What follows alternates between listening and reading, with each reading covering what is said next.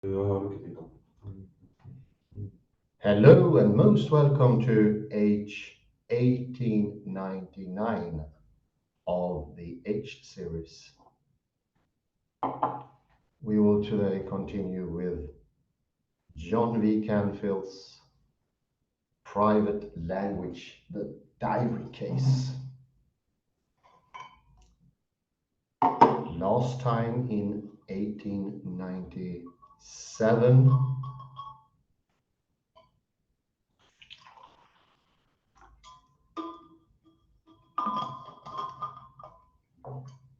we discussed how one can discern one memory from another one.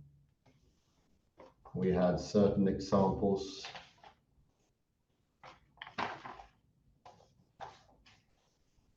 from the private language argument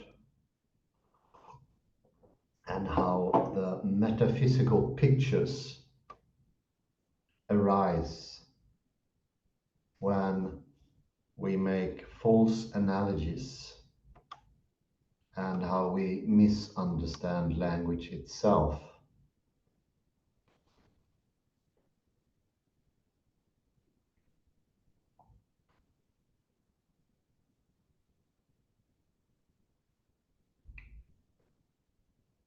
One of those misunderstandings is that grammar is overt,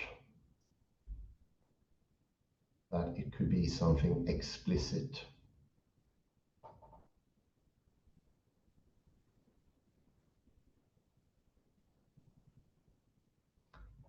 Rather, the grammar of language is our doings, our interactions, the global take. Those are by themselves ambiguous. An act, a decisive act, is always ambiguous.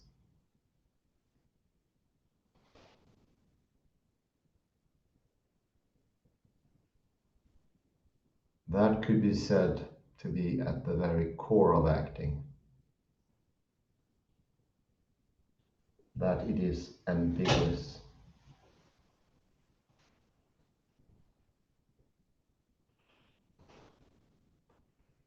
Another, I would say, point of misunderstanding is that we come to think that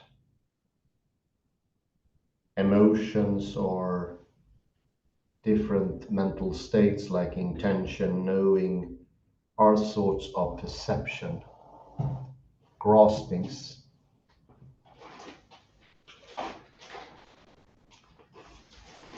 This is something that particularly is taken up by Ian McGilchrist.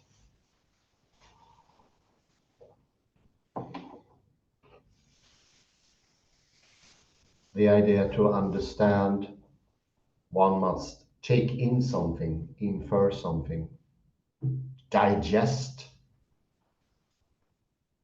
or conquer something.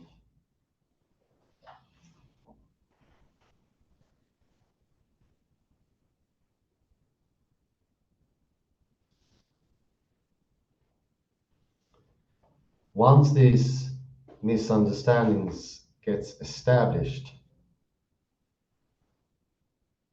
it is very hard to get around them.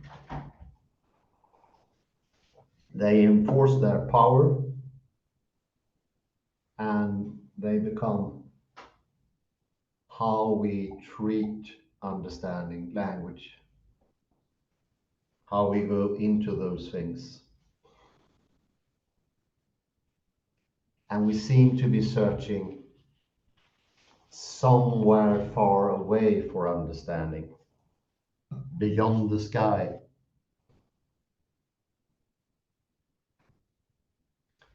Maybe even beyond our universe, like in the example of Max Tegmark.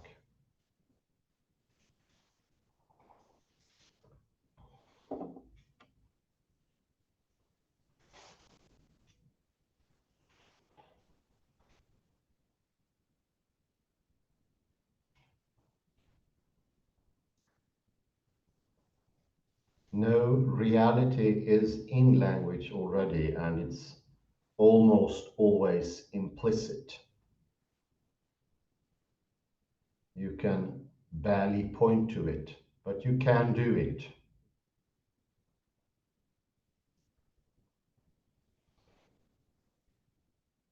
Those are the criterions that decide.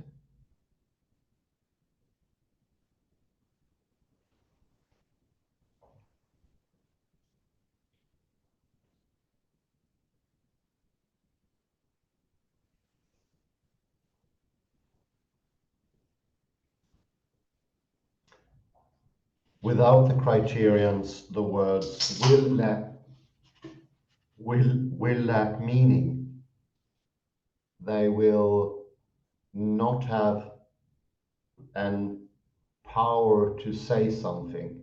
So the acting is absolutely important.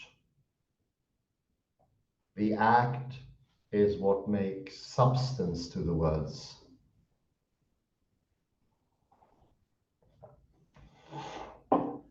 Make them mean, make them powerful.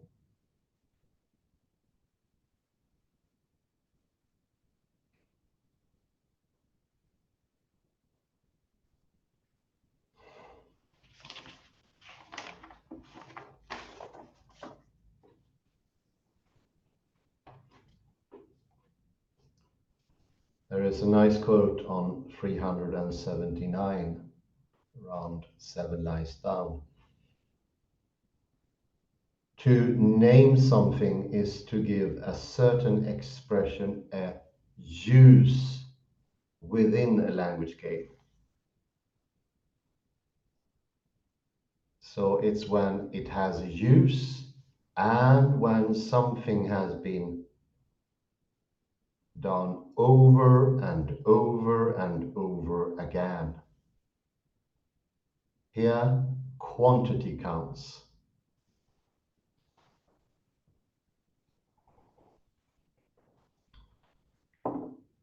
By repeating and repeating, or as we sometimes call it, borrowed from Saussure and Derrida, iterate. Every time in a certain different way.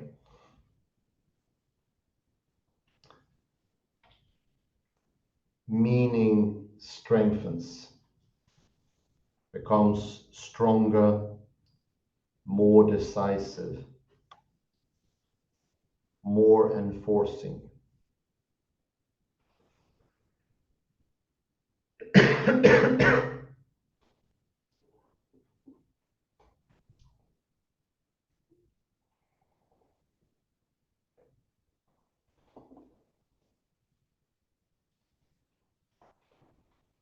We also saw that in the diary case, there is an idea that you can have an ostensive definition of your own memory, that you can sort of point to them.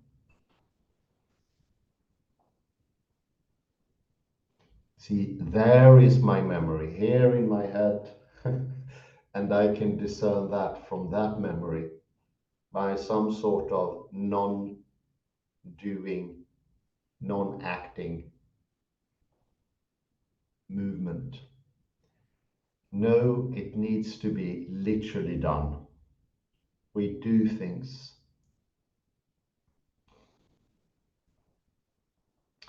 And we also took a nice parallel there with the book of Revelation in 1898, where we look at orthopraxis and how acting is believing. When you act and believe, it's only then that you can enforce your belief. You do it. Otherwise, it becomes empty or emptier. It's a gliding scale, upwards more iteration, or downwards less iterations. Thoroughly practice every day, one could say, actually, to strengthen.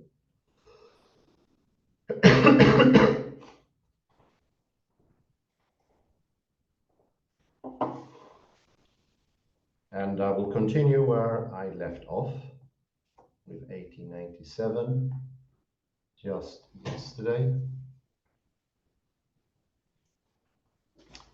2. The philosophical context for the discussion of paragraph 258.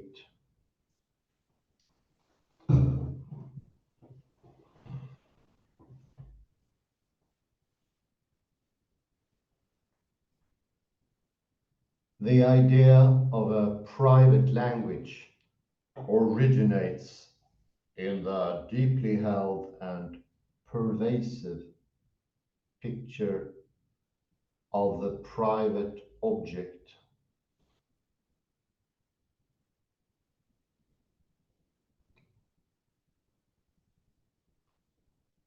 A false analogy according to which we stand to our conscious states as we relate to, say, things we see or touch, generates the notion of the private object.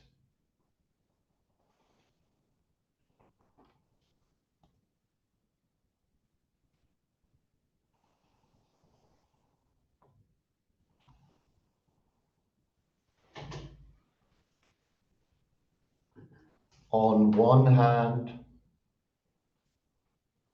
the perceiver,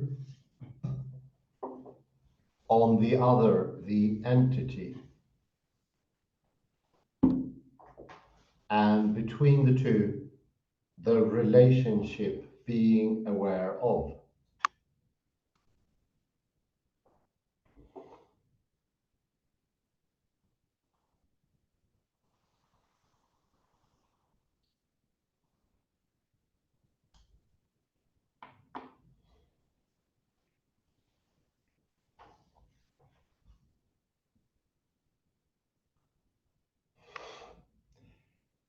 Many words are implicated in this metaphysical picture.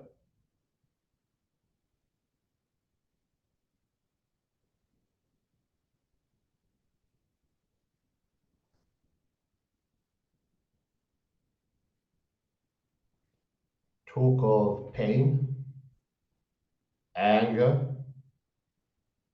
joy, belief, desire, intention, and so on, gets understood in terms of the false analogy with perception.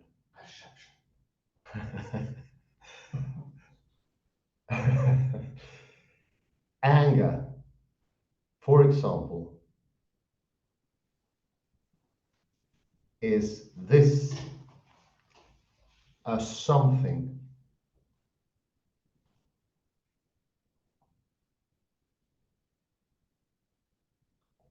I am aware of in the way I am aware of such things as the table in front of me, only immediately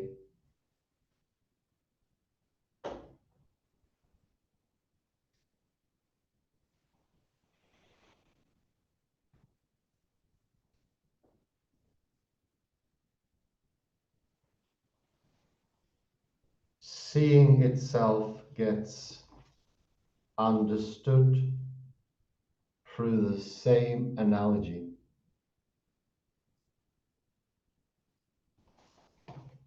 Seeing itself gets understood through the same analogy. The result being the idea of sense data or visual experience. Experience. Yes.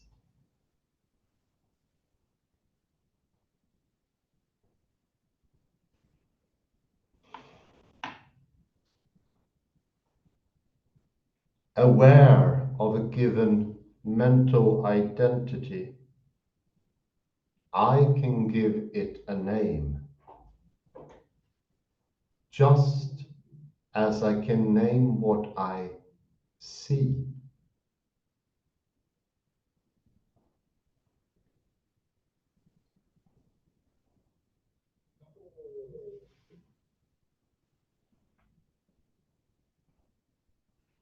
Given the existence of a private object,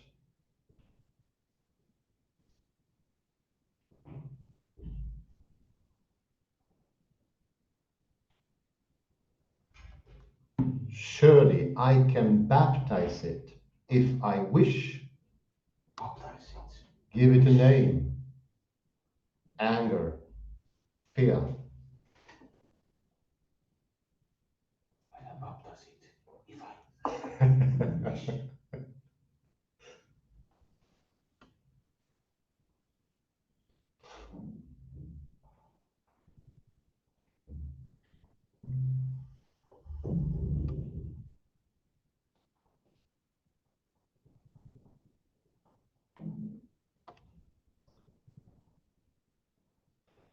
These remarks presuppose a distinction between two types of names.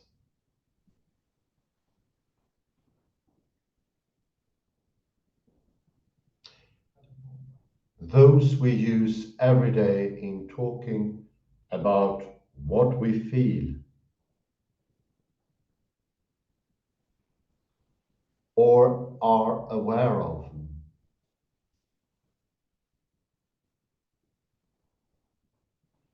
And those we use to do metaphysics.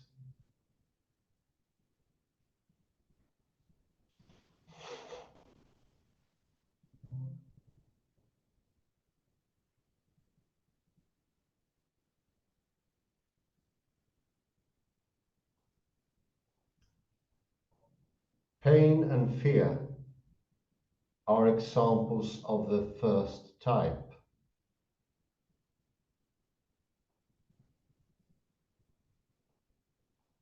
They are not private in that everyone understands them. Understands them.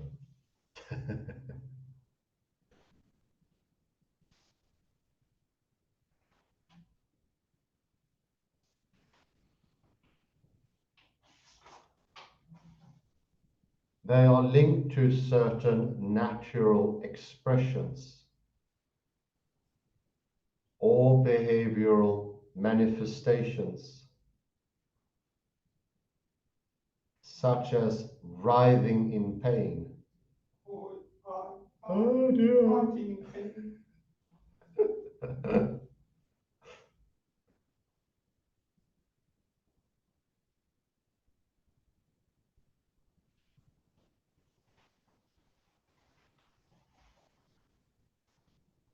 According to Wittgenstein,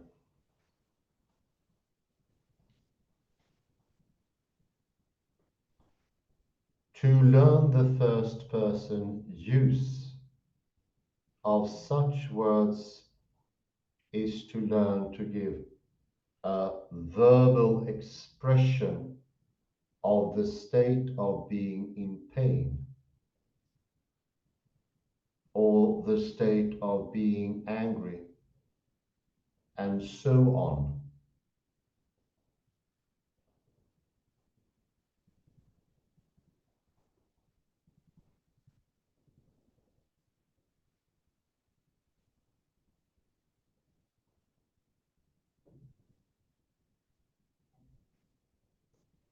In rejecting private language,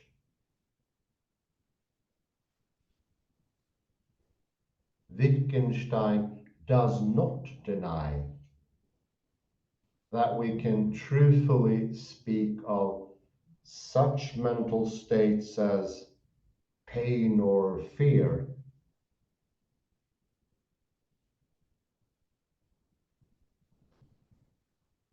Nor does he offer a behavioristic analysis of such psychological claims. Claims. Claims.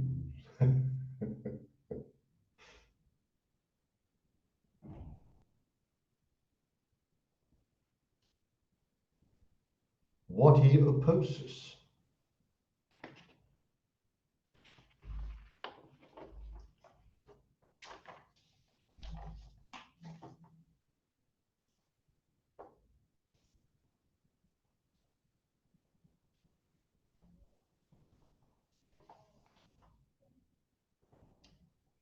Is a misunderstanding of our related ordinary ways of talking.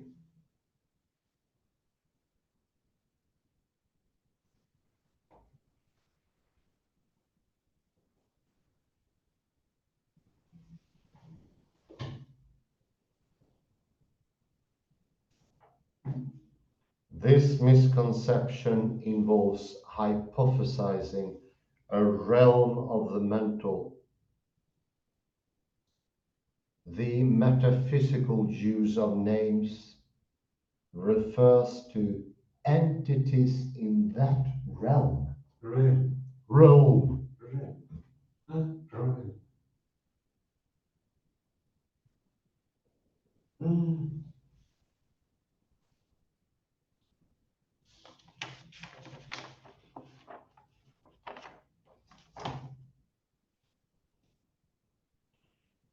Now, it may seem an overly refined sensibility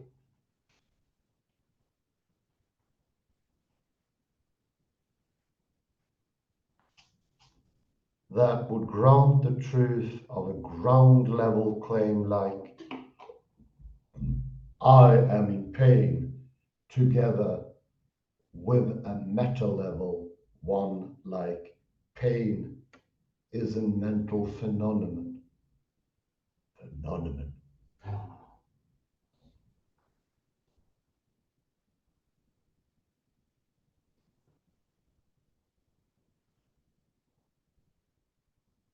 While at the same time opposing some metaphysical hypothesizing of the mental.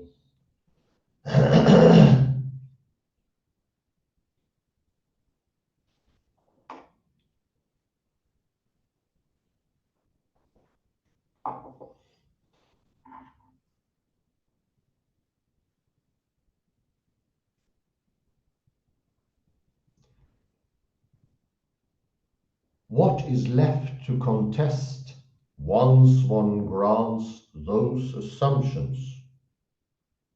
Assumptions.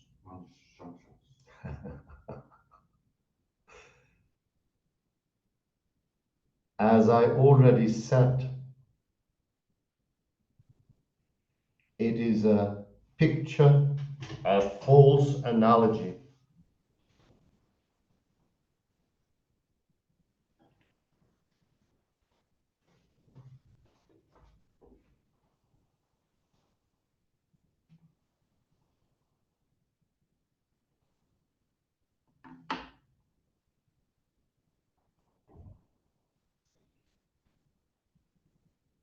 Yes, I am in pain.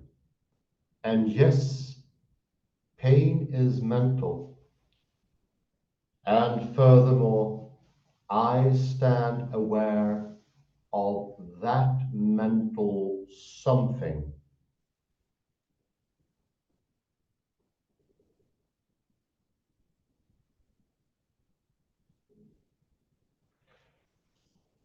I directly confront it,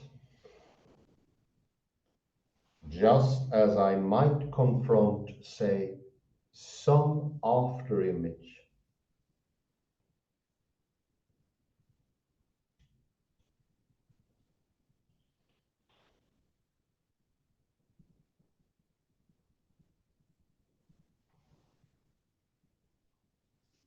Pain.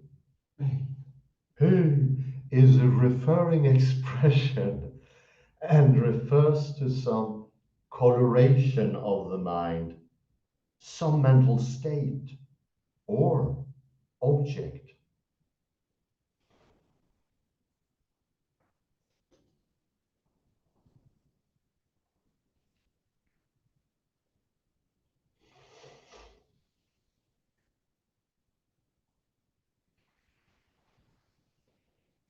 The trouble is one can go in two ways from that observation.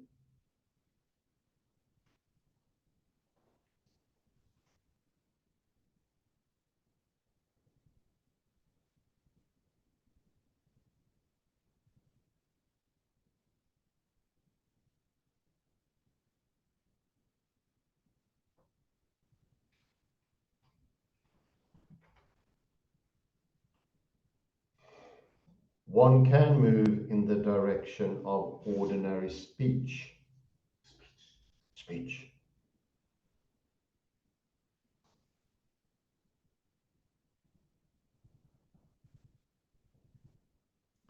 Given which it is true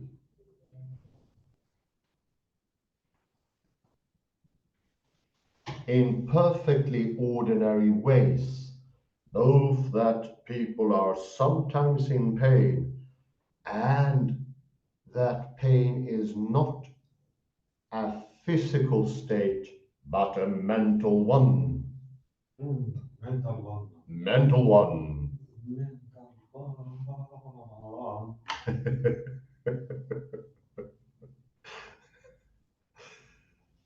Or one can go in the direction of metaphysics and understand talk of pain in terms of an hypothesizing of the same sort as that which results in the self or I. Mm-hmm. I put my eye on it.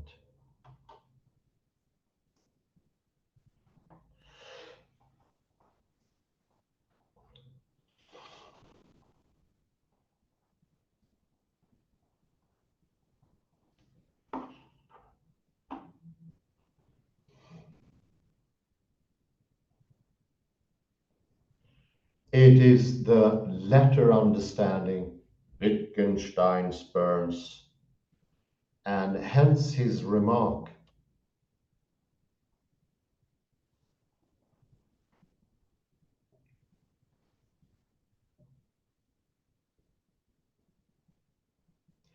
we have only rejected the grammar which tries to force itself on us here.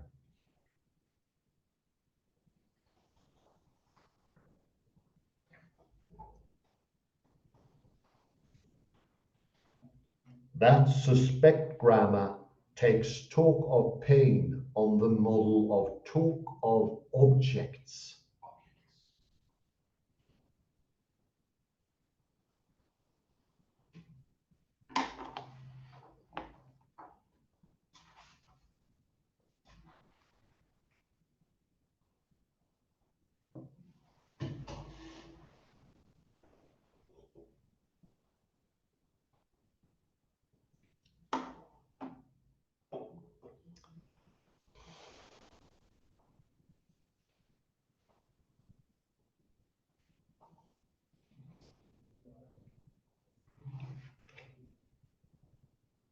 On that second way of taking psychological words as referring, we reach the picture of a private language. Indeed.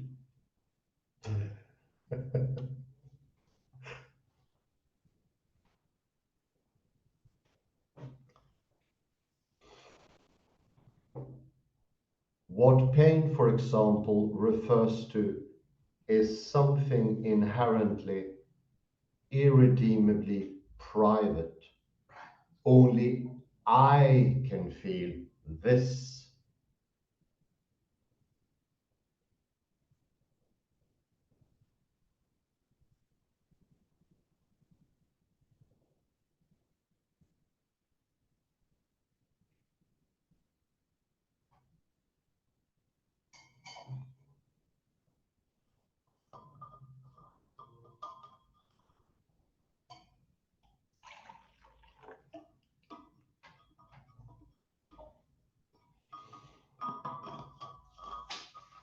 That sensation, the one that is right now the target of my awareness, might be present no matter what the physical state of the world or of my body.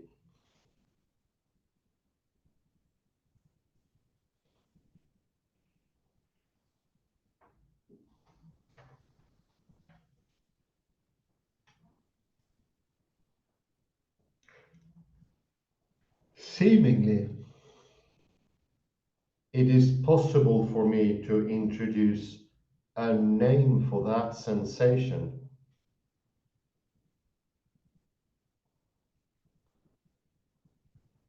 The name will be private in some super strong way.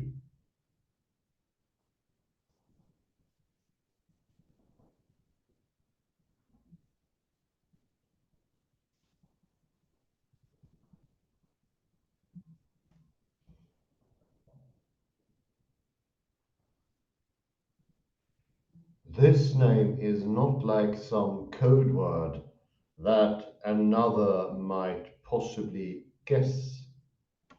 No.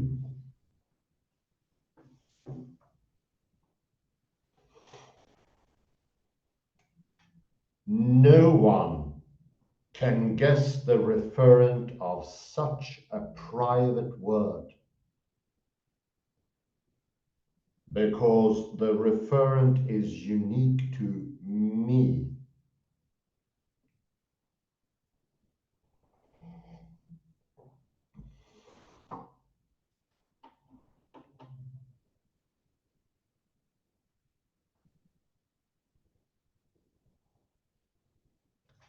It is a this that no one else can have.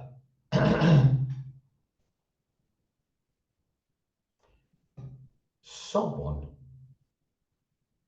might have a pain qualitatively identical to mine, but not one quantitatively identical.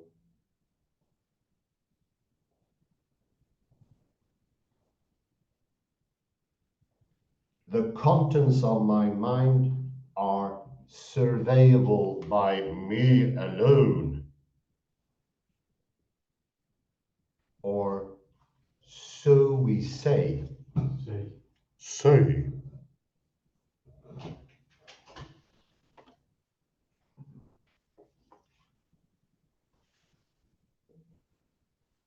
3.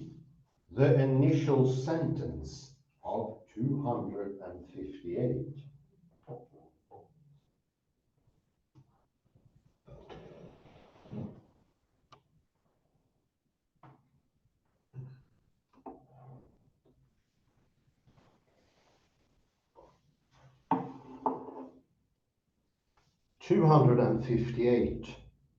Continues the line of inquiry initiated in 257.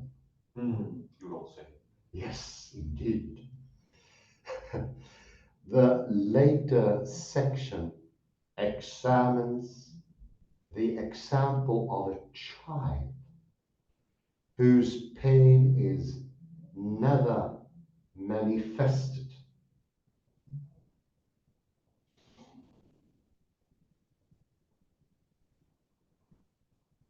Someone who never moans in agony,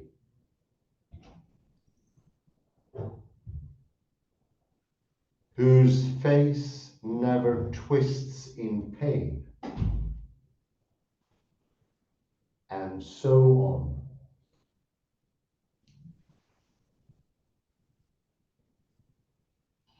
We could not teach this child the use of the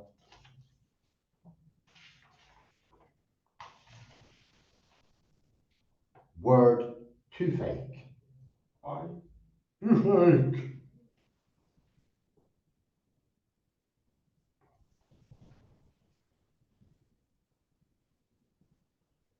We could never be in a position to say knowingly, you have toothache.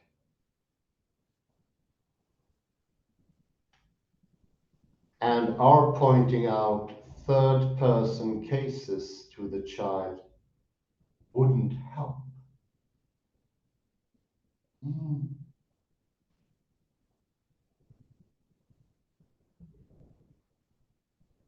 But perhaps the child is a genius who invents a name for that sensation.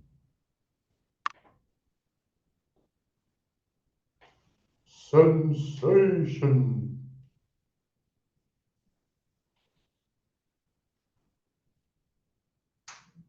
Against this supposition, Wittgenstein says to name something requires a great deal of stage setting in the language. The whole of it.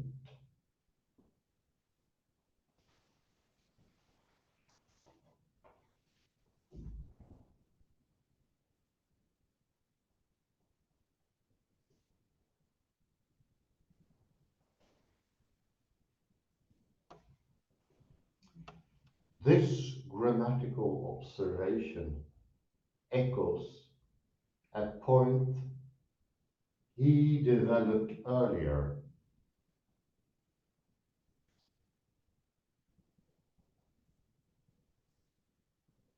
In paragraphs 27 to 36.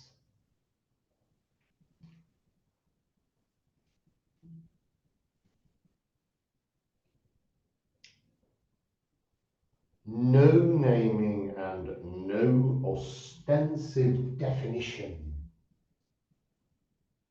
without the name having a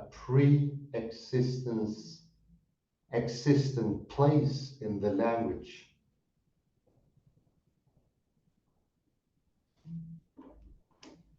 I shall call this the stage setting requirement. The requirement.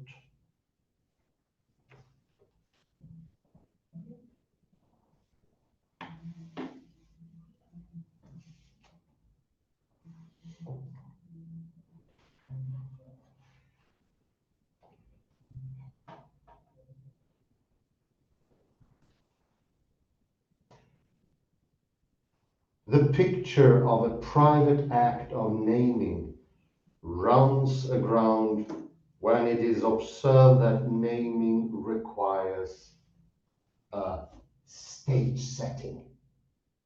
A stage. Yeah. Indeed.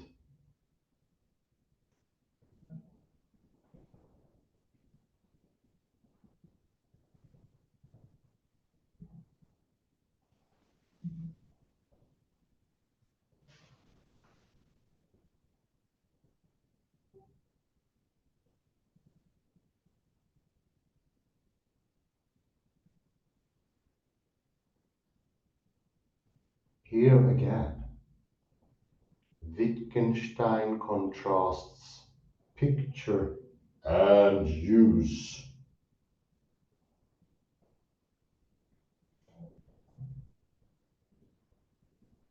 It is not my concern to examine this stage setting part of Wittgenstein's attack on private language.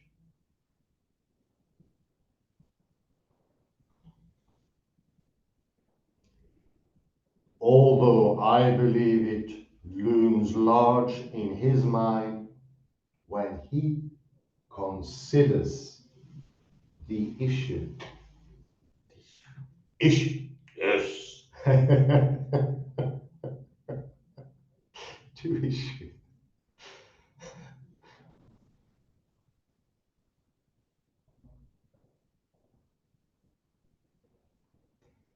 In In paragraph 258,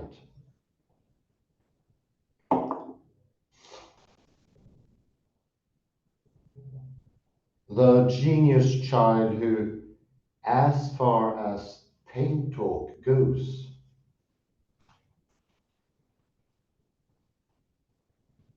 exists outside our language, is replaced by someone who has our public language of sensations, but tries to go beneath it.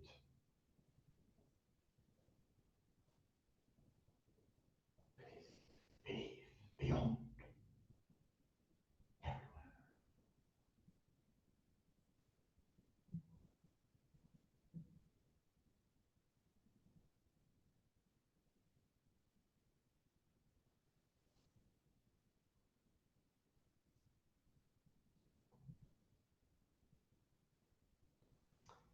The two are alike in seeking to name what occurs in the privacy of the mind.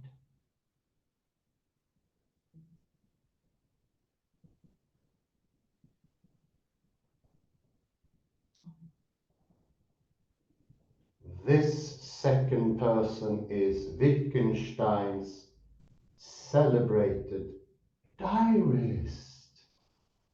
The diarist.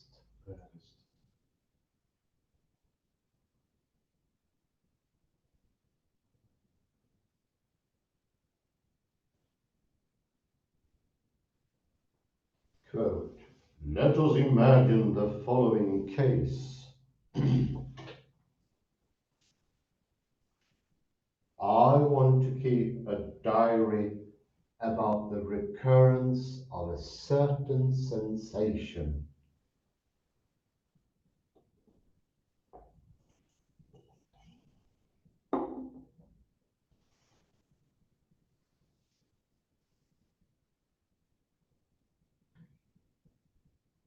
To this end, I associate it with the sign S and write this sign in a calendar for every day on which I have the sensation.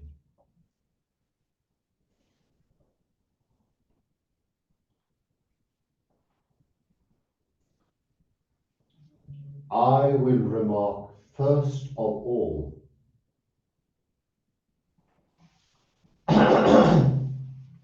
sorry, that a definition of a sign cannot be formulated.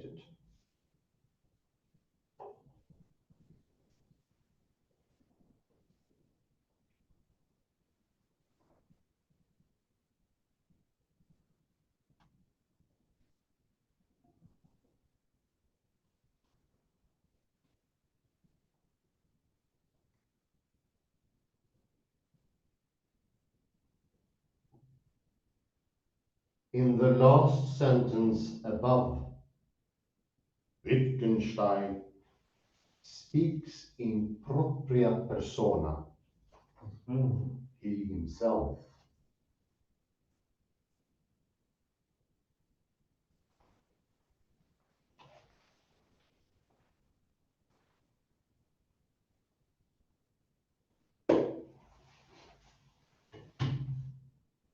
Why can't a definition be formulated? Formulated.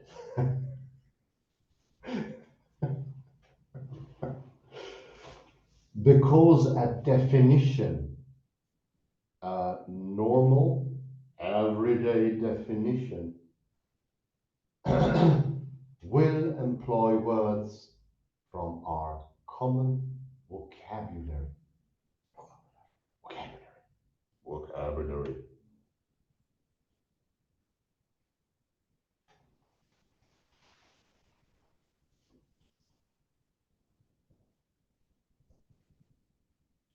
If the diarist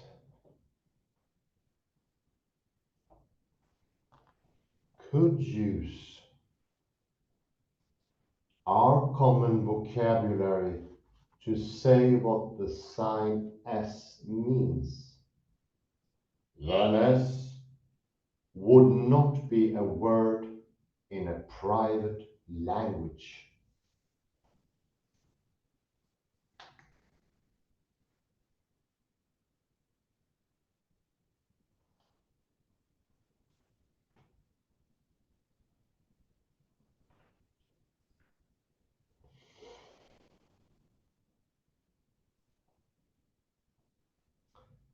The no definition requirement blocks our understanding the diary case as one where a code word is introduced.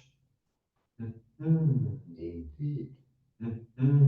Yes, indeed.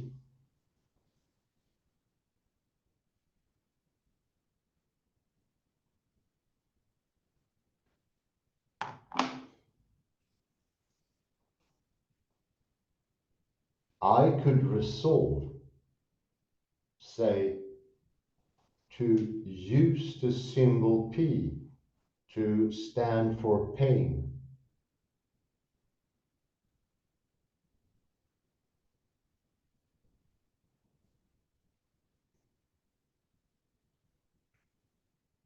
And then, if I write P in my diary, I shall know that on that day I experienced pain.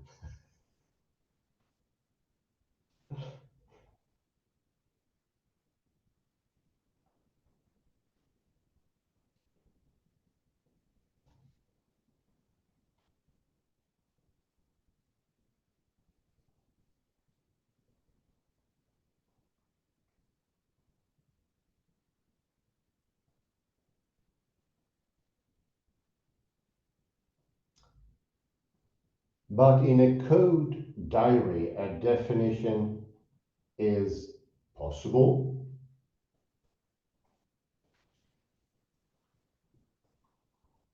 P means pain, or I am in pain.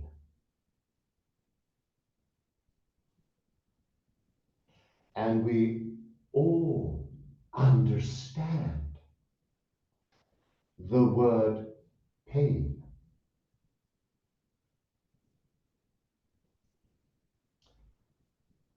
The diarist, on the other hand, attempts to introduce a word that could not possibly be understood by or explained to others. Others.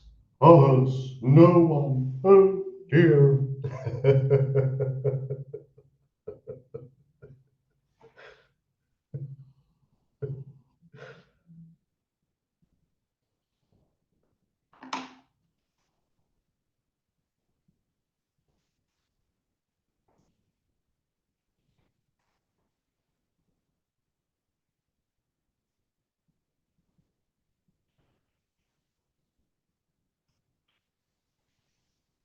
In pursuit of that aim, he continues by raising the possibility of a private ostensive definition.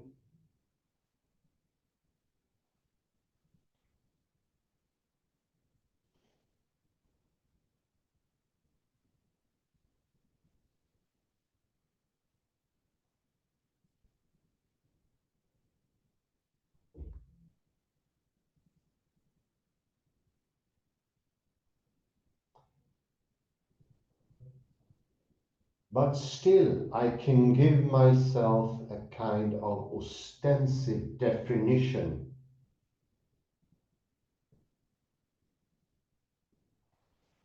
How?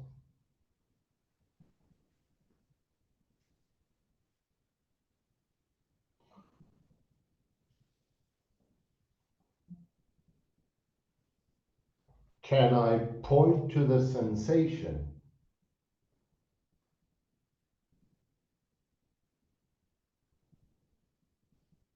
not in the ordinary sense. Sense.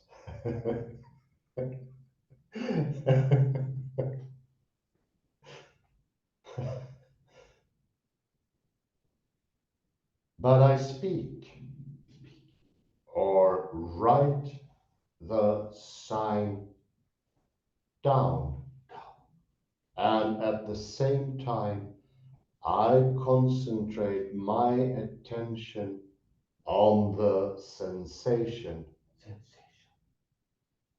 and so, as it were, point to it inwardly.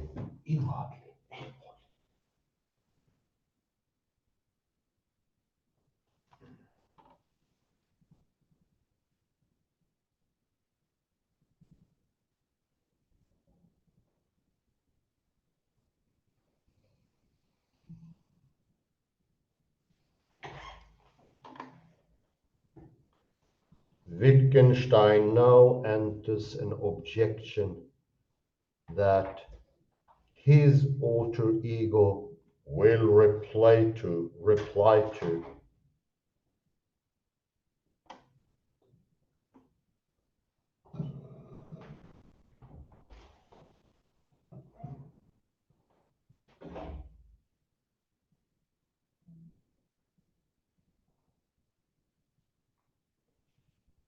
But what is this ceremony for?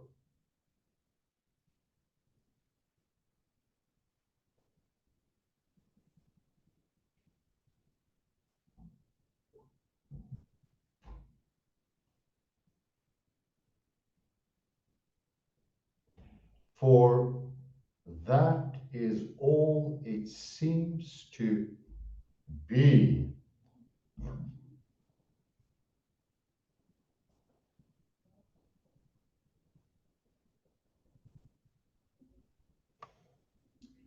A definition surely serves to establish the meaning of a sign.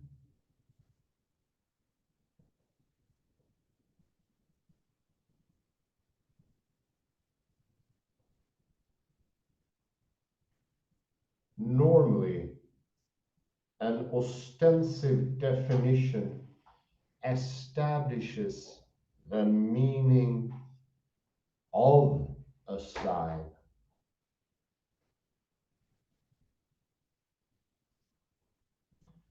But we have already seen that we cannot have a public definition in this case, or rather,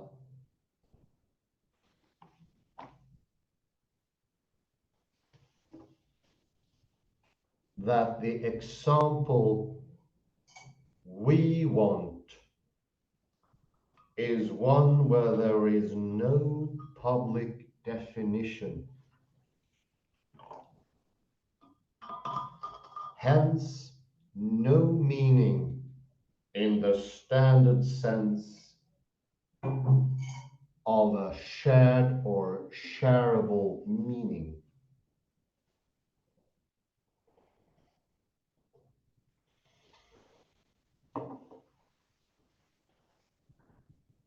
Alter ego's reply is in effect that the private definition,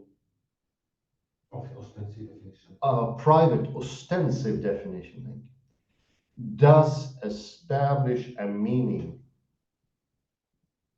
only a private one.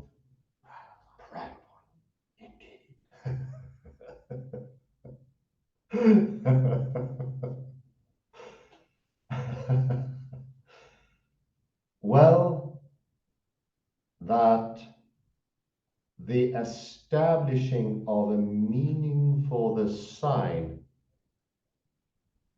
is done precisely by the concentration of my attention. For in this way, I impress on myself the connection between the saying and the sensation. The sensation.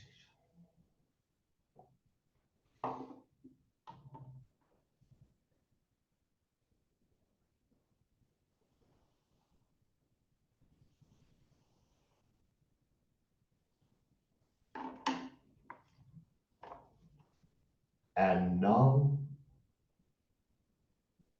come the famous final four remarks. Entropy.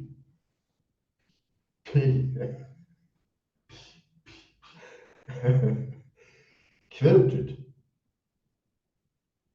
at the beginning of this paper.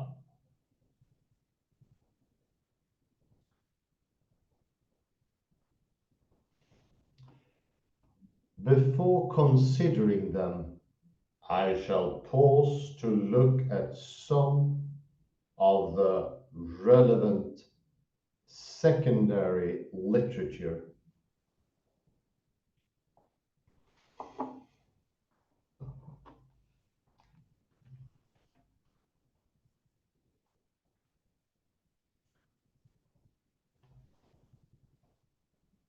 Four, rival readings.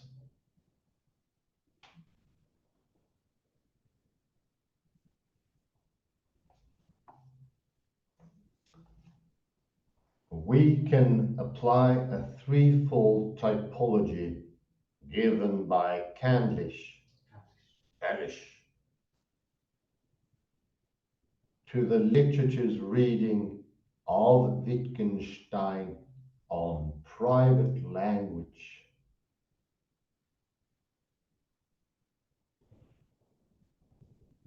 Although here a problem noted earlier comes to the fore.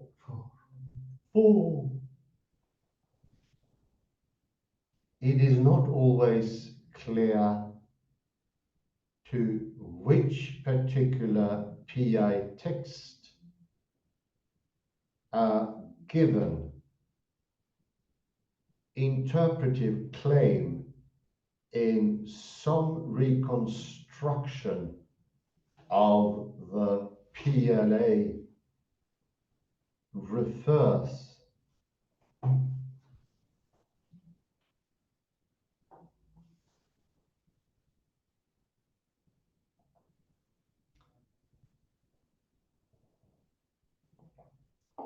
The first type, which Canlish calls the old orthodoxy,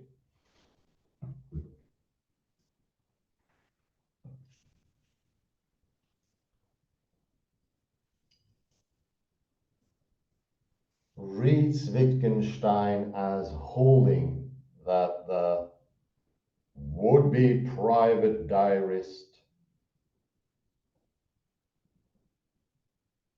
cannot know whether some present sensation is the same as the one he originally baptized.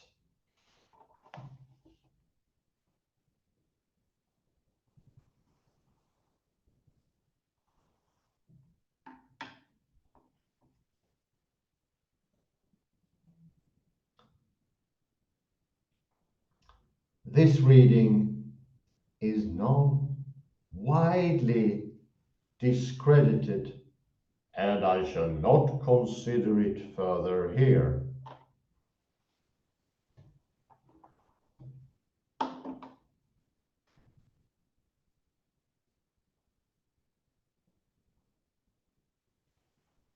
Anthony Kenny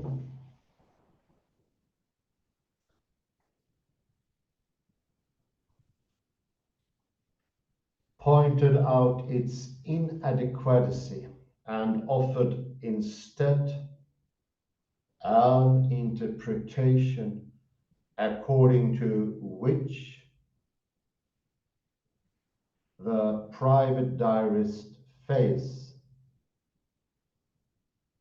because his would-be private sign lacks meaning.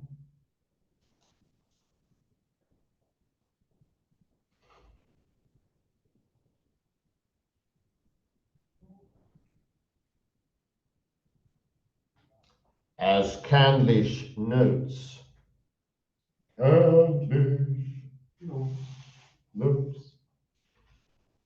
Kenny was not consistent in carrying out a meaning-based reading. The second type of interpretation tries in various ways to establish a consistent such reading.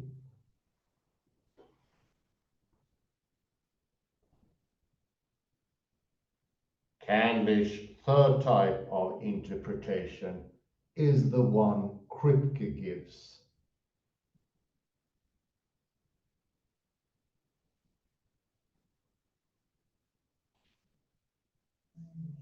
Since it does not address the reading of paragraph 258, I do not consider it here. Here.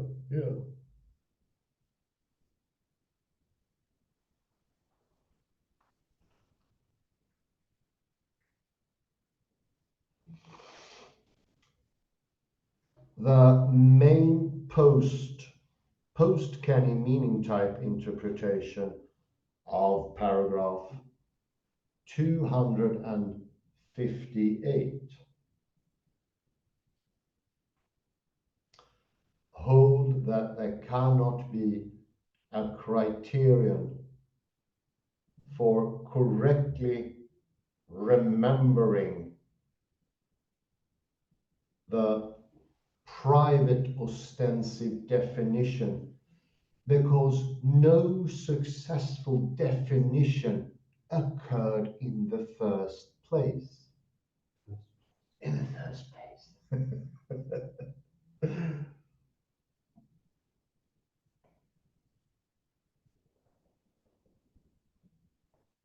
I believe I find such readings in Hacker,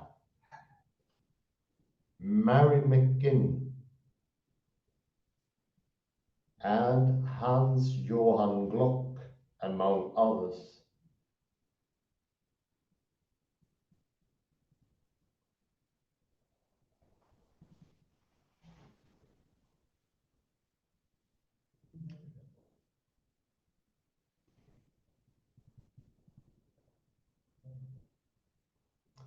A subcategory of such a no original definition reading cites as the reason for there being no successful initial definition the fact that ostensive definition requires a stage setting, whereas none is present in the private case.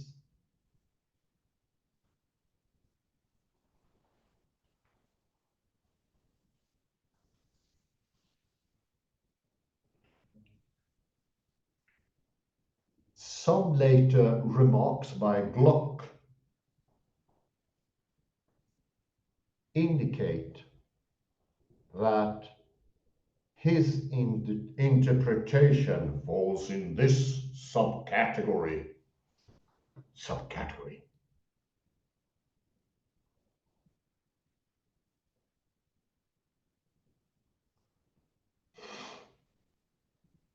Again, the stage setting requirement does form an important part of Wittgenstein's reasons for rejecting private ostensive definition.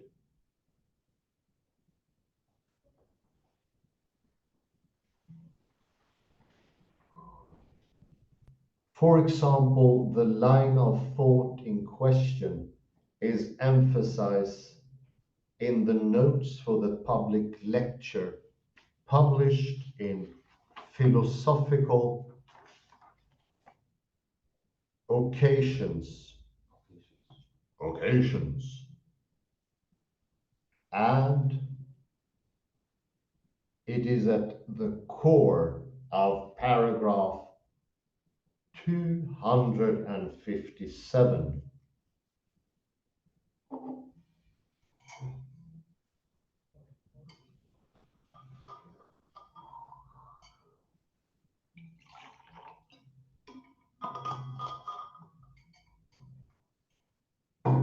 But while Wittgenstein does plainly reject private ostensive definition for the reason that it lacks stage setting,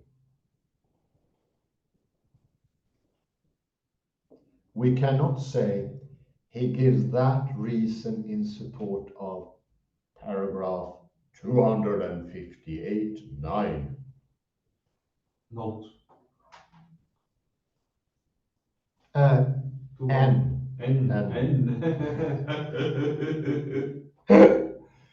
Sorry.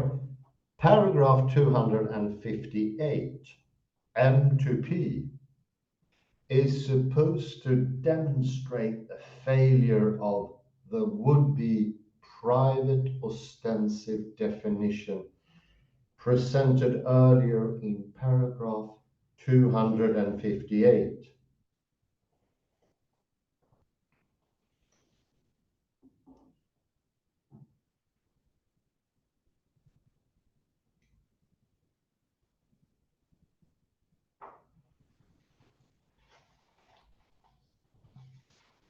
A key part of that demonstration is the claim that in paragraph 258N,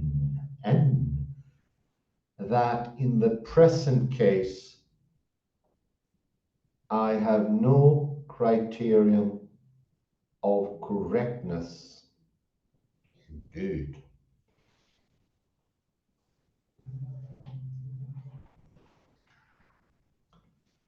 Now, why is such a criterion lacking? Lacking. Because no ostensive definition was successful in the first place.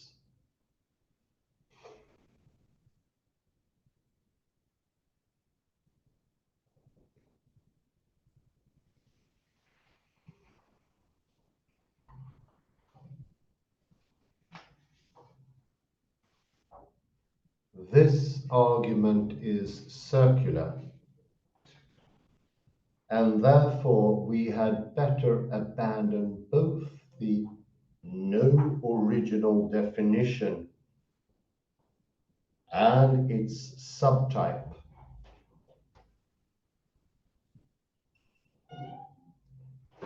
The no stage setting account of why Wittgenstein says in paragraph 258 N that there is no criterion of correctness.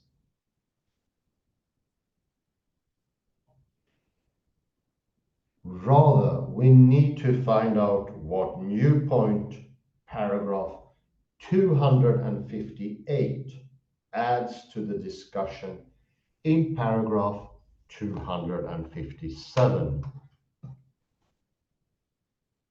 Adds to the discussion in paragraph 257. It's a nice stopping point.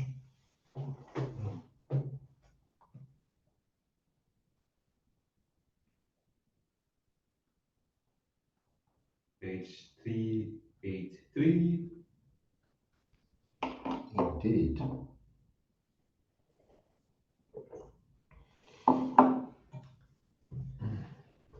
See it.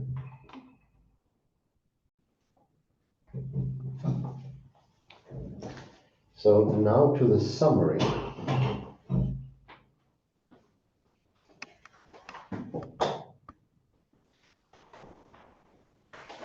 There was some interesting. But I don't see you on the screen. You have to take me away as a host. I think I can be seen. You really? Check my screen. No, then I disappear. I can see the table. Yes, I can see. Really? Yes. Oh, okay. Ah, yes, it's okay on the small screen. Let's see here. Mm. Yeah, I should have made it bigger, of course, but it will serve the purpose with this one this time. In the beginning here,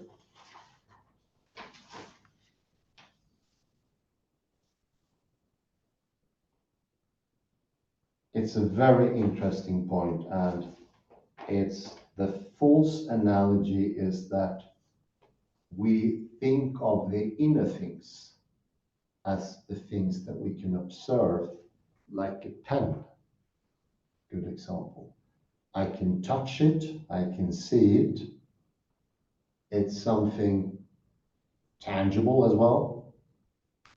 It will fall. And the analogy is to think that there are some private inner objects inside ourselves that we can examine, experience, and most importantly, we can perceive them. So this false analogy coming from something that we can do, we can see a thing. This is a pen. Can be seen by an observer. This is brought to the idea that there is an inner sphere, often called the beetle box. I will name it B here. And that inside of that we can have perception. Oh, I am angered. Or I know, happy. Well, let's take anger. All those things can also be perceived in that inner box. So that analogy is that somehow in the very inside, we can look, I don't know how, what the perceiving eye is from the inside, but this is a good point Kalle made a couple of times. I and I, especially how Wittgenstein used the term I. It's sort of an inner eye, looking inwardly. Let me just quote here before we shut the camera.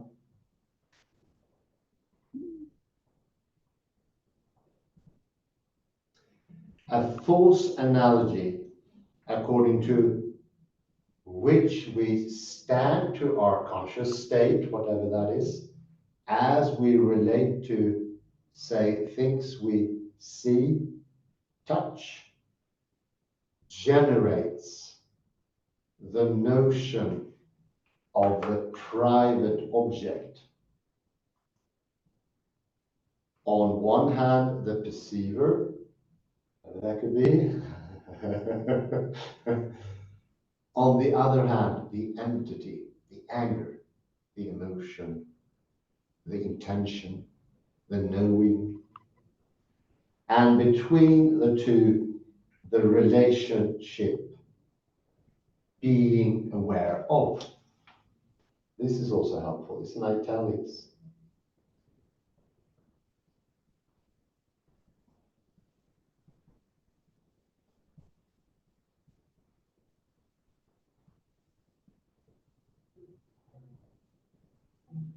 So there is a being aware of that. I think it's one of the best depictions of the private language idea or the beetle box. It's very vivid and it brings in the I as an I, like an inner I. Of course, during this rather massive lecture series, 1900 episodes almost. We frequently refer to this as the homunculus.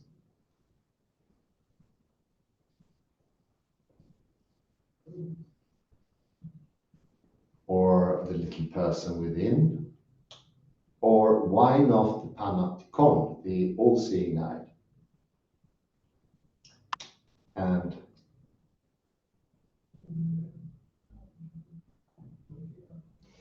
this is also Thomas Nagel.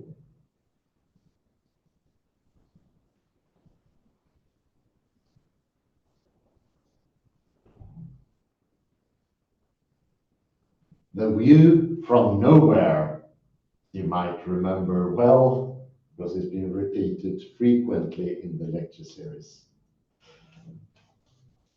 This is as picturesque as it gets. It's very vivid. Now we can return to that. Thank you very much, Kalle. Need some quotes. Thank you for your help.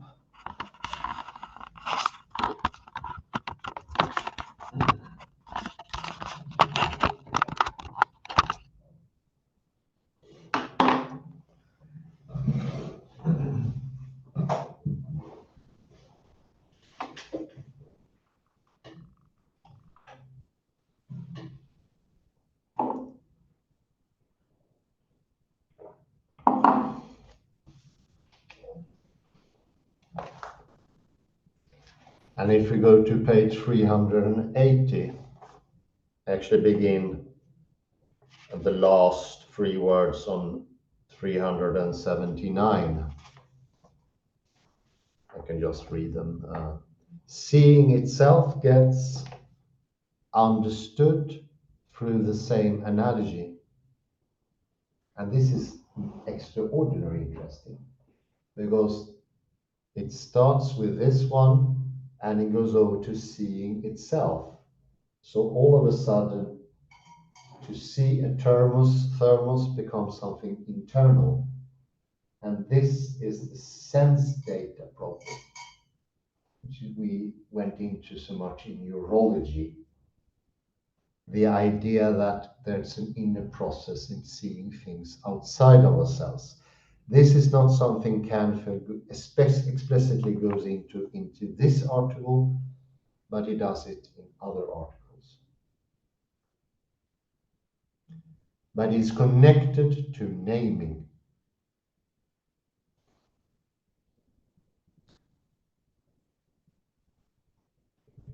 So this will be the named or the signed, and the sign will be inside. Voilà un trait de chaussure.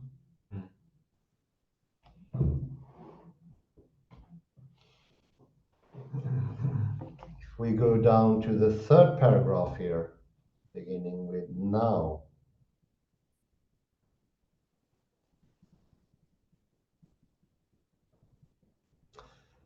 Now it may seem an overly refined sensibility that would grant the truth of a ground level claim like I am in pain, together with a meta level one like pain is a mental phenomenon, while at the same time opposing some metaphysical hypothesizing of the mental. And this is important. We still have pain. We can still say it's mental, but it is this extra confused thing that we observe by an inner eye, the pain. The pain is directly, and it's as much outside us ourselves as inside. I could tell Kalle next to me, I have an excruciating pain in my elbow. And that's outside of myself. There could be a reason for that. I can't help him with lifting the chair or something. Or he's interested in how I feel, and so on.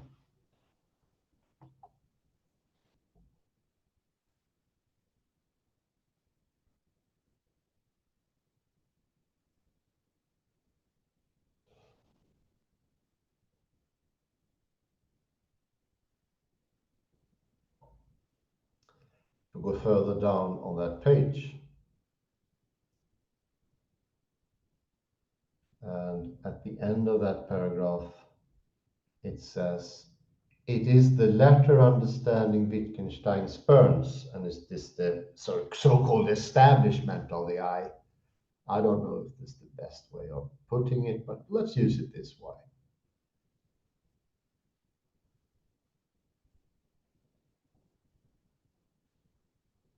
This understanding Wittgenstein spurns, and hence his remark, we have only rejected the grammar which tries to force itself on us here. That suspect grammar takes talk of pain on the model of talk of objects. To make it unnecessarily clear, we can transfer that into the soul. Is the soul an entity that you can perceive? Let's make an empirical inquiry, and we find no soul, and so on. We mentioned those things before.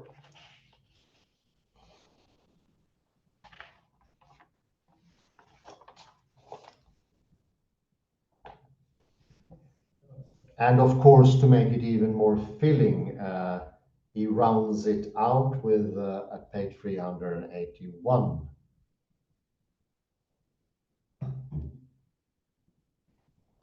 The seventh line here.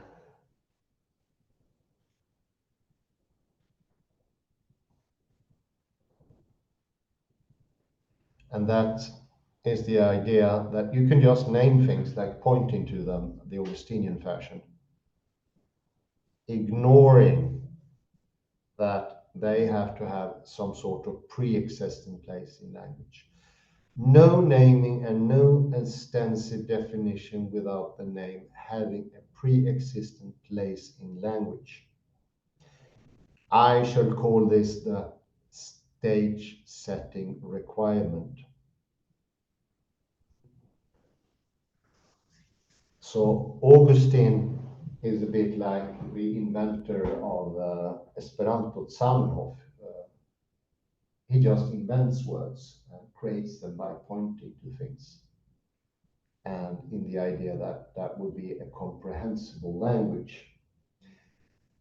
It will be private language, it will not be understood. Exaggerating what Zamenhof did, he used common words to help the situation, and that made it work out in the end.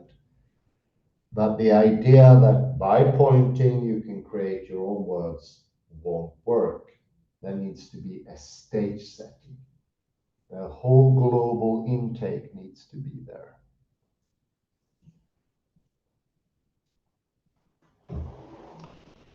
And this is why the genius child is, is brought into the question. The genius child, beginning from the second paragraph of 381, he can somehow invent his own language. Possibly. Let's try that out.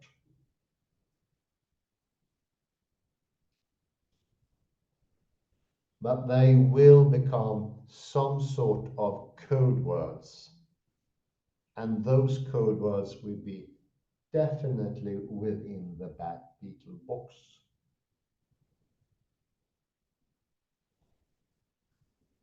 And I think this is one of the reasons when we try to understand something, we overly exert ourselves trying to find the inner understanding. It's a weird gesture. You strangle your attention by doing that.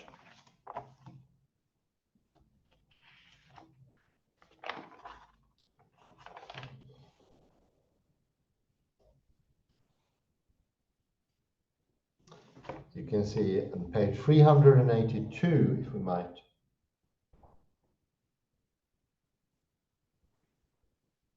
The third line, well, that establishing of a meaning for the sign is done precisely by the concentration of my attention.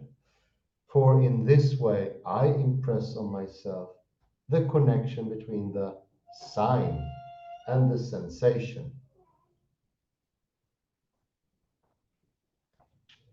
So it will affect how you attend to things. It will be this strangled, shut off attention.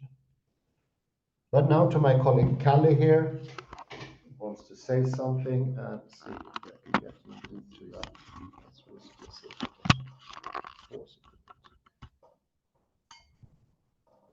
Microphone there, yeah. Let me go to page 5. It's in PDF. It's page 380. We need to print out 380.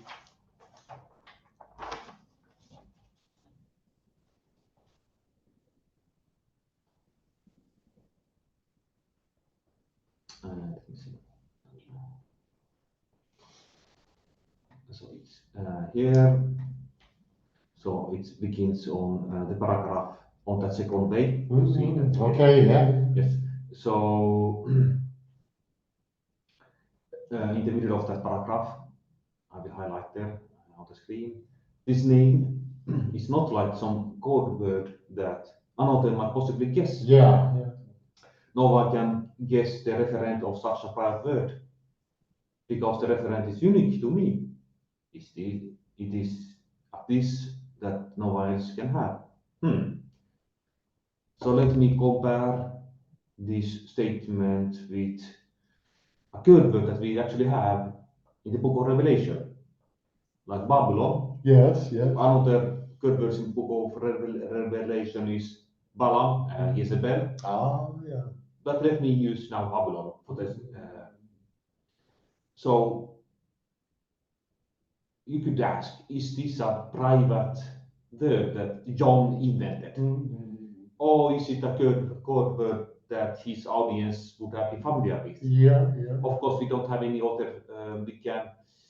We have First Peter, where you also have the code word Babylon. Many scholars say it refers to Rome. Yeah. It could be. But we don't have any, so to say, any written documents where John states with a sign, this is Babylon stands for Rome. We don't have it. So what is the solution then? So in that case, I could say that, to simplify, we could say in what does classical physics have in common with private language? What does private language have in common with private language? Is that both have only one referent. Oh, yeah. Let's say that in classical physics and in private language, Babylon would stand only for one thing, say Rome. But in quantum physics, you create the reference, or rather, you have multiple sources, at least in the superposition. Oh, yeah. So let's There say are Babylon. at least two, yeah. Yes, and you have superposition. You have 2 or 3 options at least, and in this superposition, we could say that Babylon stands for Rome. It stands also for Jerusalem. So I think this helps understanding if you think that classical physics and private language has only one referent. Oh, yeah. And so that helps actually to understand why private language, what it really is. It's about one referent.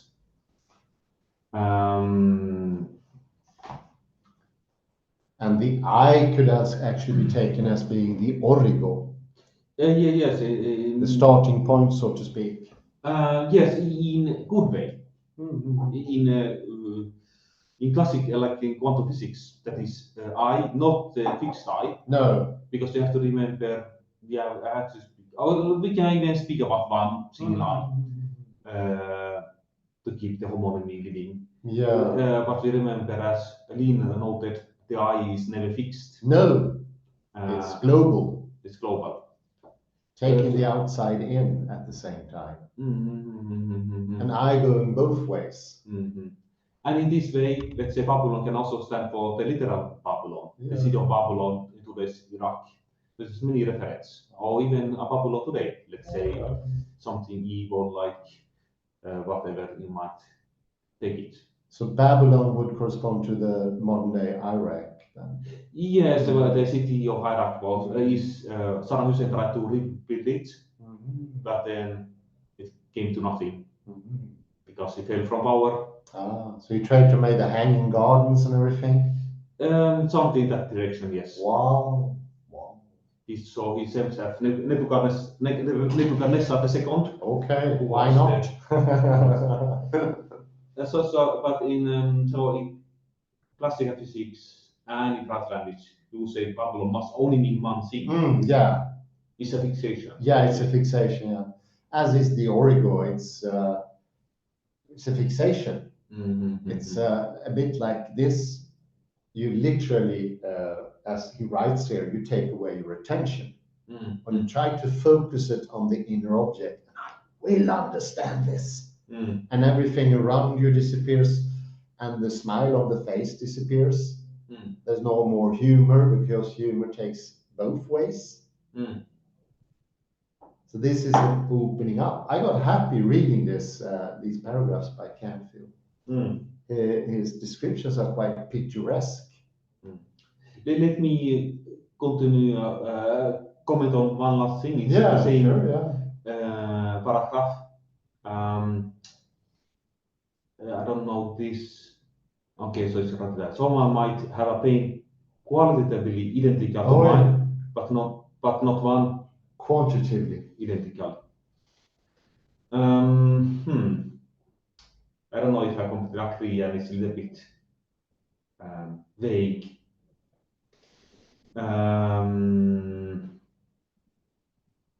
What does it mean to have a pain qualitatively to mine? I don't think it's possible. I don't think this is correct what Canfield writes here. I would add it's hard to understand that sentence. I don't really know what qualitatively and quantitatively refers to here. Let me give a guess. What could it be?